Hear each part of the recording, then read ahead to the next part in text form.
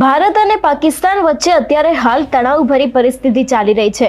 ગઈકાલે પાકિસ્તાન દ્વારા ફરી એક વખત ભારતના જમ્મુ કાશ્મીર પર હુમલો કરવામાં આવ્યો હતો, પરંતુ ક્યાંક હવે ભારતે જવાબી કાર્યવાહી કરી છે અને ખાસ કરીને જે પાકિસ્તાનનું રાવલપિંડી સ્ટેડિયમ છે તેને નષ્ટ કરી દેવામાં આવ્યું છે, એટલે કે તેના ઉપર ડ્રોન વડે હુમલો કરવામાં આવ્યો હતો। શું છે સમગ્ર વિગતો જોઈશું આજના વિડીયોમાં। નમસ્કાર, હું હંસિની અને તમે જોઈ રહ્યા છો નિર્ભય ન્યૂઝ। અત્યારે હાલ ભારત અને પાકિસ્તાન વચ્ચે તણાવભરી પરિસ્થિતિ ચાલી રહી છે।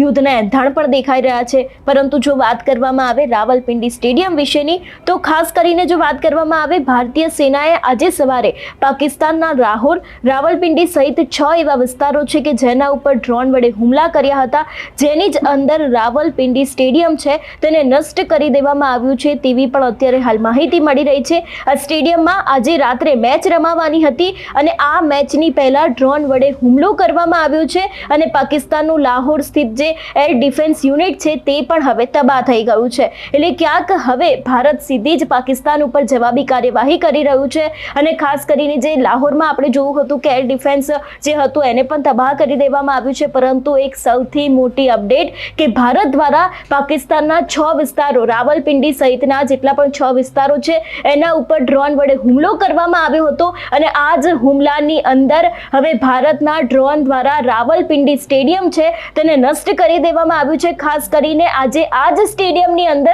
મેચ રમાવાની હતી, પરંતુ મેચ રમાવાની પહેલા જ પાકિસ્તાન છે તેને હવે મુંહતોડ જવાબ આપી દીધો છે, એટલે કે ભારત દ્વારા એક અગત્યની કાર્યવાહી કરવામાં આવી છે। ખાસ કરીને જે 6 વિસ્તારોમાં ડ્રોન વડે હુમલો કરવામાં આવ્યો હતો એમાંનું જ એક રાવલપિંડી સ્ટેડિયમ છે તેને નષ્ટ કરી દેવામાં આવ્યું છે। આપણે જોયું હતું કે અત્યારે હાલ ભારત અને પાકિસ્તાન વચ્ચે તણાવભરી પરિસ્થિતિ ચાલી રહી છે, એકબીજા ઉપર હુમલો કરવામાં આવી રહ્યો છે, પરંતુ જે પ્રમાણે કાલે પાકિસ્તાન દ્વારા ભારતના જમ્મુ કાશ્મીરના અનેક એવા વિસ્તારમાં હુમલો કરવામાં આવ્યો હતો, જેમાં 15 સામાન્ય નાગરિકો મોતને ભેટ્યા હતા।